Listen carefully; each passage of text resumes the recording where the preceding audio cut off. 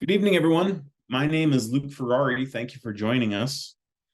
I am a district manager with Cynosure and MyEllevate, and a few housekeeping items before we get started. There will be an opportunity for questions at the end of the presentation. And so the way we'll do that is you can use the chat box on the bottom of the screen to ask questions, and we will have Dr. Waltzman answer them after the presentation. I'm glad to be joining you for the presentation, Neck and Jawline Rejuvenation with Dr. Joshua Waltzman. Dr. Waltzman is a board-certified plastic surgeon, very highly respected in the industry. And with that, Dr. Waltzman, if you're ready, I will have you take it away. Yes, I am ready. Thank you, Luke. Welcome everyone to our virtual neck and jawline rejuvenation event, virtual event that is. And this is a topic and subject that is near and dear to my heart. After I completed residency training in plastic surgery, I went on to do additional fellowship training at the Cleveland Clinic, focusing mostly on face, neck, and jawline rejuvenating procedures. And so while I do much more than just this in my private practice, this is a topic that I really enjoy talking about, and a surgery that I really enjoy performing. So let's just jump into things.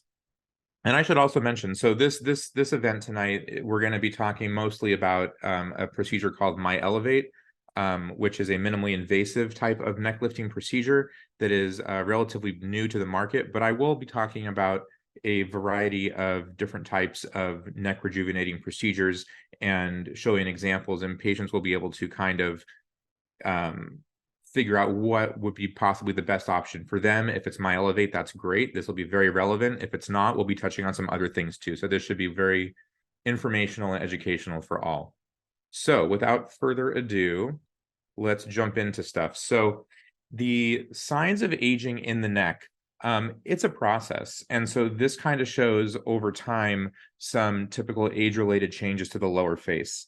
You can see on the it's kind of coupled as the lateral view on the left side, and then the right side is kind of more of an oblique view. It's not one person over time, it's two different angles.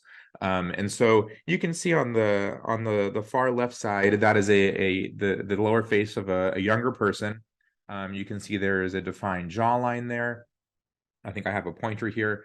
You can see a better defined jawline here. There's more of an angle to the neck, but you can see as we age here in the next one, there is descent of the soft tissues.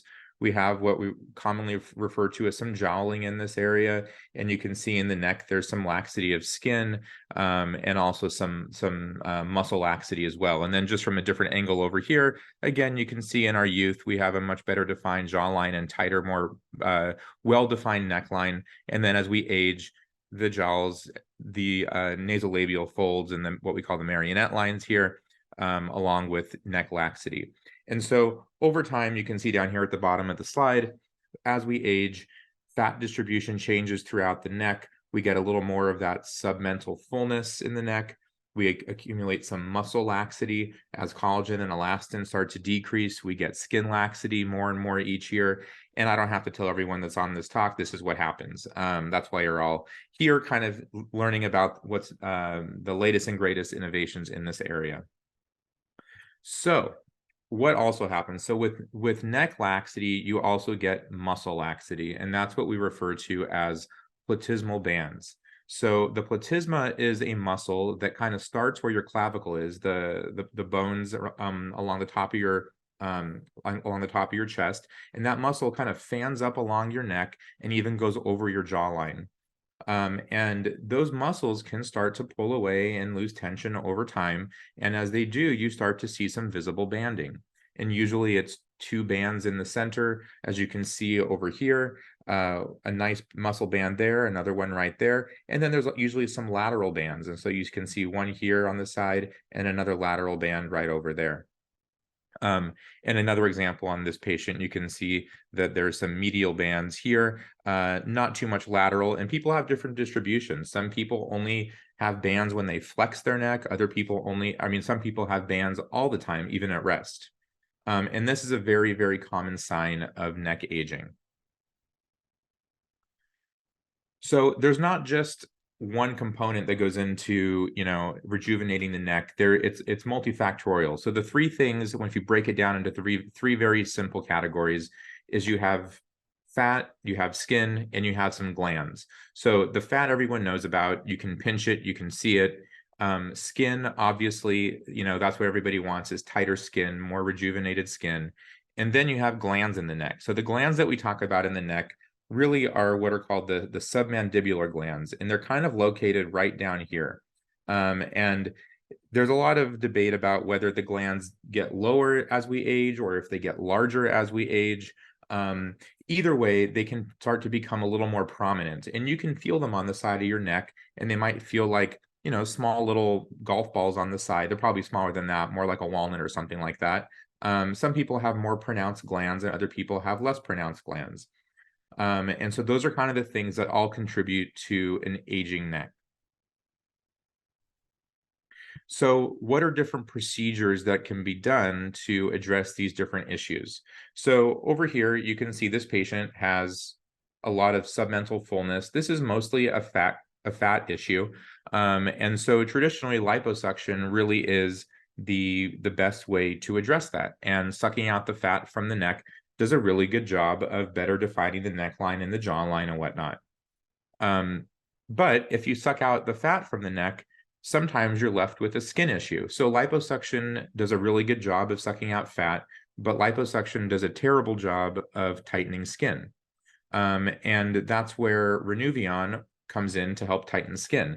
So Renuvion is just one of several devices that are on the market that help to tighten skin. Renuvion is the one that I personally own. I think it's one of the most powerful ones on the market, if not the most powerful. But basically what Renuvion does is kind of shrink wraps your skin from the inside. And there's a slide coming up, we'll talk more about that. So that's a way to address the skin. So we would do liposuction to reduce the fat, some Renuvion to help kind of shrink wrap the skin around it. And for some patients, that's an excellent solution. Now, as we age, there starts to become more skin laxity than what Renuvion can accomplish, okay? And so at that point, then you have to go towards more traditional neck lift procedures that we'll talk a little bit about in this talk as well. And a neck lift procedure is a more open procedure, meaning that there are more incisions, more access points. But for some patients, that is the right answer. You just have to go for that traditional neck lift to get the correction that you're looking for. And then the fourth category over here is MyEllevate. So MyEllevate is a technique, it's a suture suspension that will help support the muscles and the glands in the neck. So now we have a way to suck out the fat with liposuction. We have a way to tighten the skin with Renuvion. And now we have a way to address the muscles and some of those glands with MyEllevate, which we're going to get into. So, like you said, liposuction of the chin targets the stubborn fat pocket, but liposuction doesn't do anything for skin. It doesn't do anything for the muscles in the neck. It doesn't do anything for the glands. In fact, for many patients, if you do a lot of liposuction in their neck, you might actually even see the muscle bands more than before. You're kind of exposing what you were concealing before with the with the fat that was camouflaging the neck bands. It's now more visible, so that actually could make someone look even older. And then you see over here on the right side of the screen, we have Renuvion. So Renuvion is a radio frequency device that uses helium plasma energy under the skin to target basically these fibrous septae, which you can see in the little cartoon up here, these little filaments in the skin under the surface, and with heat, very quickly heats up the tissues and very quickly cools down the tissues, and that can cause contraction of the skin and some tightening effect. It's a pretty powerful device. I've been using it for several years and have been very happy with the results of Renuvion. Again, Renuvion doesn't treat muscles. Renuvion does not treat and support the glands. Okay, so then we talk a little bit about traditional facelift or neck lift procedures. And this is kind of the ultimate, if you will, as far as lower face and neck rejuvenation. And there are many different approaches to treating the neck from a surgical standpoint. some of that we can get really into tonight if there's some questions, but essentially this involves incisions that can go in front of the ear, extend behind the ear, potentially an incision under the chin area to access directly some of the fat and tighten the muscle. So what is MyEllevate? That's the whole topic for tonight. What is this new procedure? So MyEllevate is a jawline contouring procedure. It's going to refine and restore the neck and the jawline, and you can combine it with other minimally invasive procedures. It is not a non-surgical option. This is a minimally invasive option. So there are still tiny little pokes, what we call stab incisions made in the skin, but there are no long incisions made with MyEllevate. So this is a cartoon animation of what MyEllevate is. And you can see this is the patient, cartoon obviously, and there's a suture rod that is passed under the skin, and there's a light on the end of it. As you can see, it's illuminating the skin from below. And as you pass that suture rod, you're actually kind of threading and quilting this suture just between the muscle layer and the skin layer. And so this, you see now it's been passed out through a series of pre-marked little openings. And when you tighten it, it provides almost like a whole trampoline, if you will, to support the muscles in the neck as well as the glands. And so through that animation, you can see, I don't know if I can replay this one without, maybe I can just fast forward that. I can kind of stop it there. So you can see with the combination of liposuction and MyEllevate, this patient here was able to achieve a much better jawline contour. And we'll look at some other before and afters shortly. Okay, so who's a candidate for what? I think that's really important. So on the left here, we have the type 1 patient, typically a younger patient. I'm going to say probably 20s, 30s, maybe early 40s. And this patient may genetically have a fuller neck. This is someone who kind of, no matter what their weight is, they see that they still have a fuller neck with some submental fullness. This is a great candidate for some liposuction of the neck and then MyEllevate to treat the muscles and help support the glands. Then you move into kind of the next type 2 patient, more middle-aged, and you can see there's a little bit more of a cosmetic deformity here in the neck, a little bit different of an angle, and they may have a little bit more skin laxity, but still overall really good skin quality. And so this patient, you know, would be better for some liposuction to reduce the fat, some skin tightening performed with Renuvion, and then last but not least, MyEllevate to help treat the muscles and the glands in the neck. And then you get over here to the far right where you have this patient, we'll call it type 3 patient, typically an older patient, and really you can see this is a much different neck than it is over here on the far left. There is significant skin redundancy and skin laxity. There's probably the glands you can see here as being a fullness in the neck. There's significant jowling. This patient will not do well with MyEllevate because it will cause a lot of bunching of the skin. This patient needs a traditional neck lift, they need excision of redundant skin, and they probably need a full lower facelift to address the jowling and the descent of all the soft tissues you can see in the lower half of the face. Also, these are candidates for a traditional neck lift. So on the left side here, there is significant redundancy in skin of the lower face. This would not be a good candidate for a traditional MyEllevate procedure. They would do better with a neck lift to remove that excess skin. Same thing with this patient. When there's that very thin, crepey, redundant skin, that will only look potentially worse with MyEllevate. And I know there's some I've had patients show me, and I've seen some pictures of potential patients on the internet that have received MyEllevate procedure with less than ideal results. And I would caution that proper patient selection really is the key to getting excellent results with this procedure. If someone's not a candidate for MyEllevate, they should not be offered that procedure. They should be offered the appropriate procedure, and in which case these patients would all be offered a traditional neck lift. Same thing here. There is just too much laxity of the skin and too much muscle laxity for a minimally invasive procedure like this. So let's look at some before and after procedures. This is, I will say when it's my patient and when it's not. This is not my patient. This is actually a patient from the doctor who developed MyEllevate here in Los Angeles. But you can see this patient overall has pretty good skin quality.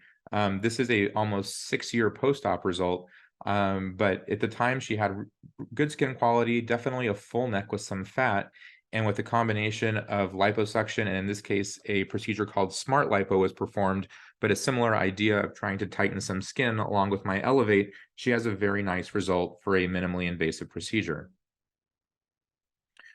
This is one of my personal patients.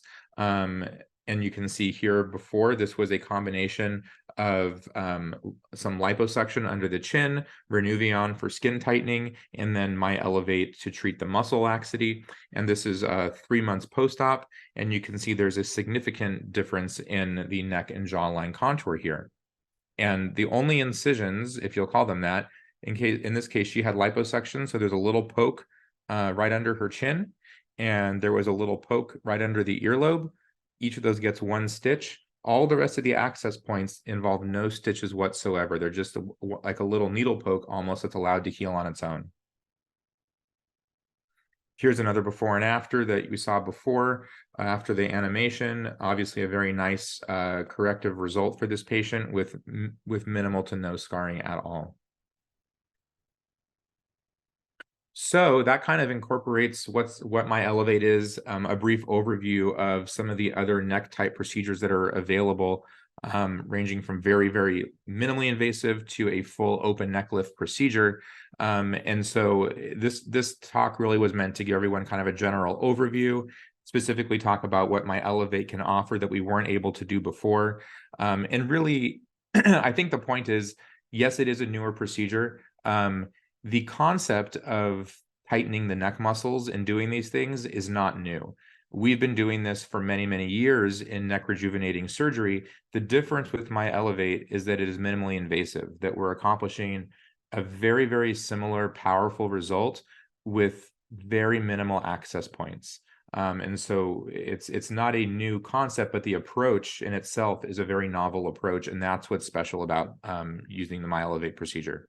So for attending this virtual event tonight, what we're offering patients, no matter what type of procedure you are potentially a candidate for, whether it's liposuction Renuvion with MyEllevate, a full lower facelift, to thank you for your participation tonight, we're offering $1,500 off whatever neck and or jawline rejuvenating procedure you are a good candidate for, as well as a complimentary consultation. We are shooting for consultations to be done this coming Monday, October 16th. That would be an ideal time. We're trying to kind of keep this event all packaged up in one. If you are interested in having a consultation to further your knowledge in this area and see what you're a great candidate for, I would be more than happy to sit down with anyone who's attended tonight. There's our contact information at the bottom, either the office phone number, or you can email our patient coordinator directly at pcc@waltzmanplastics.com. Either way, you can get a hold of us somehow, and we will get you on the schedule for Monday. If for some reason Monday is just not going to work for your schedule, of course, we will accommodate and see you. But we were shooting to kind of have some time blocked off on Monday right now, specifically for patients who attended this virtual event tonight. So with that, we're going to kind of open up for some questions this evening, and let's see what people have to ask. That's right. Yeah, everyone, if you'd like to ask a question at the bottom of the screen, you'll see a chat box. If you just enter in your questions there, then we can get them addressed. We do have one question here, and that is, can you talk about the downtime? What kind of downtime are we looking at with this procedure, Dr. Waltzman? For sure. So there definitely is going to be some recovery. This is a minimally invasive surgical procedure. And oh, look at that. Just in time. Just in time. So now people can put a face to the name. That's how technology goes. So yes, downtime for this procedure. There is a little bit of recovery. This procedure is great because MyEllevate can be performed awake, and it can also be performed under general anesthetic. So if someone is having some other procedures and they're already under anesthesia, this can be added on very easily. If this is the only procedure someone's interested in, we can easily do this awake in our operating room with a little bit of oral sedation. So you're awake, you can talk, you know what's going on, but you're just a little bit sedated, almost like you had, a glass or two of wine, and you're a little more relaxed, but still very much aware. We do significant amount of numbing in the neck, and so it's actually a very comfortable procedure to have done. We take you to our recovery area. I should mention the procedure takes about an hour to an hour and a half to perform if we're doing liposuction, Renuvion, and myEllevate. We then take you to the recovery area where you will recover for about another hour or so, maybe hour and a half, whatever time is needed, and then you'll have someone pick you up and take you home.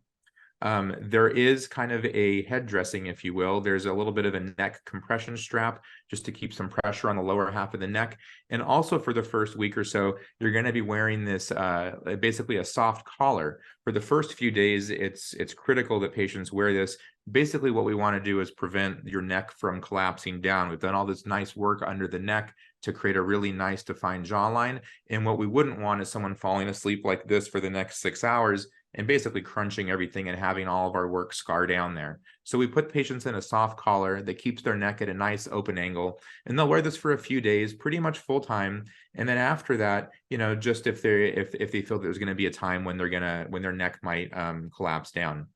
In terms of time off from work, I think most patients can get back to a office or desk work job maybe within 2 to 3 days after the procedure very easily. If you're having a more involved lower facelift, then that's a whole different post-op protocol. But from a myEllevate minimally invasive standpoint, just within a few days, you can return to work. Yes, you'll still be wearing a neck compression strap. I like patients to wear that for about the first week. I think it really helps with some initial post-op swelling. And then after the first week, really, it's just at nighttime. And I think you're very passable in public at the 1 week mark without your neck strap on. There might be a little bit of residual bruising maybe along the bottom, but it's really quite minimal at the week mark for most patients. Excellent. Another question came in. How long can you expect results to last? Great question. So I wish we could prevent the aging process. We have not figured that technology out. Maybe Cynosure will come out with that next. And then Luke will retire on an island. Retire, exactly. That's what I was going to say. So yes, we can turn back the clock with all these procedures, but the clock keeps ticking. So patients will still undergo the natural aging process after any surgical procedure for that matter. So yes, I think we can get patients looking great. This is a long-lasting procedure. This is not something that you have to repeat every 2 to 3 years. This is a long-lasting surgical procedure, minimally invasive surgical procedure for myEllevate. What will continue to happen is that, each year of aging, the percentage of collagen and elastin in our skin is going to go down. And so while the muscles might still be supported, patients will, after, I can't put an exact number, say 5, 6, 7 years, they definitely will start to notice some aging effects.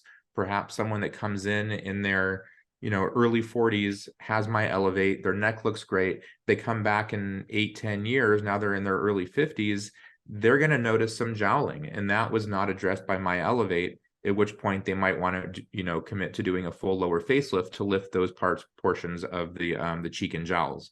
When you get into more traditional lower face and neck lifting, I usually quote patients in the office that they should be getting about a decade, about 10 years, 12 years out of a lower facelift before some of the initial reasons that brought them in start coming back.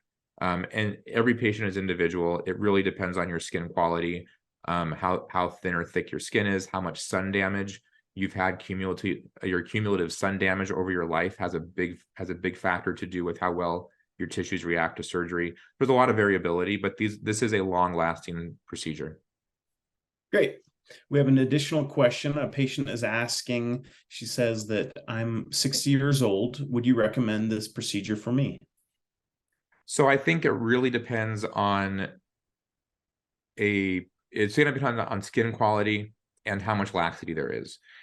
As from a blanket statement standpoint, if I had to make a generalization, I would probably say that 60 is kind of on the upper end of the ideal candidate for myEllevate.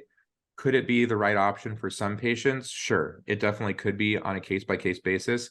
But 60s is where I would start to think about, do we need to really address some more skin laxity or skin quality issues, so that when you tighten that, basically you saw in that cartoon, when that suture is threaded through the neck, the last part of that that it may or may not have shown in the cartoon is that you actually tighten that suture. And as you tighten it, it then supports the neck like this, and then you tie it in place there. If you have a lot of skin redundancy, you're going to have a well-supported muscle, but that skin is not going to retract up the same way. And so you'll end up with either puckering or redundancy, and it just is not a cosmetically pleasing result if you have too much skin redundancy down there. Absolutely. One last question as of now, and that is, what are negative outcomes potential for infection? So with MyEllevate, that's a great question. So I'll kind of backtrack a little bit to talk about all the different procedures and complications. So with liposuction with or without Renuvion, complications are very low, and they're low for all these things. With liposuction, the main complication, I think, for neck stuff is that people, you can expose underlying structures such as the muscle, like we talked about. And while it's not technically a complication, it's a side effect of that you might inadvertently age someone because you've just unmasked a problem under the fat that the fat was concealing. With Renuvion, theoretically, the biggest complication with Renuvion as a heat source, you could potentially burn someone. I've never burned a patient. I've been using it for years now. I've been doing it all over the body, and I've never had a burn. As long as the surgeon is trained and they're moving the device around and not just keeping it heating up one area of skin, it's virtually impossible to burn the patient. But that theoretically is a complication of Renuvion. With MyEllevate, yes, we are leaving a permanent suture underneath the skin. Anytime you put a permanent, whether it's a suture or an implant, anything foreign in the body, you have to be very cognizant about infection risk. And so we use a very high level of sterility in our operating room when we do MyEllevate procedures, almost the same as if we were doing breast implant surgery with a foreign object that's going to go inside someone's body. And so it's not just a matter of putting some soap on someone's neck and a couple towels. We actually do a full prep of the head and neck, and then do a full drape of the lower body, so that there is, when we're wearing full surgical gowns, to minimize any potential risk for infection for that suture. Now, if it does become infected, it can become a problem. Fortunately, that's a low risk of that happening, but still, it is a potential risk. And so using very, very careful sterile technique is of utmost importance. Another potential complication, which is thankfully very rare and is probably more technique dependent, is we're passing this right under the skin. It is possible that any foreign object can start to what we call extrude or come out through the skin. But as long as you're keeping that, as long as the surgeon is keeping that suture at the right depth under the skin, that's virtually a non-complication issue. Because it just wouldn't, the suture would not extrude if it's placed at the right level beneath the skin. So those are, like, I guess, the bigger complications that you could think about with these procedures. But I wouldn't say that infection rate is particularly high at all with this procedure. Then you get into more cosmetic complications with any of these procedures of, is there enough correction? Is there not enough correction? And that becomes more subjective, but, under correction or over correction is always something we're balancing in plastic surgery. Great. As of now, that is the last question. Great presentation. Thank you very much, Dr. Waltzman. Thank you, Luke. Any last words for the group? I guess if people are interested in pursuing it, they should call the office. Definitely. Whether you think you're a candidate for MyEllevate or you think you are a candidate for another type of neck rejuvenating procedure, it's still worth a consultation to come in and talk. I know there's some familiar names on this talk tonight, but also some new names and faces. And so as my patients know, I'm super honest and a straight shooter when it comes to results and what can be expected and what you're a good candidate for. And I'll give you my honest impression. If I think you're a great candidate for MyEllevate, I'll totally let you know, and it's a fantastic procedure. But if I feel like there's something else that's going to get you even a better result for your situation, I will be totally upfront and let you know, and we'll do the best we can for you. Fantastic. Thank you for joining us, everyone. Have a beautiful evening. Thank you, Dr. Waltzman. Thanks. Bye.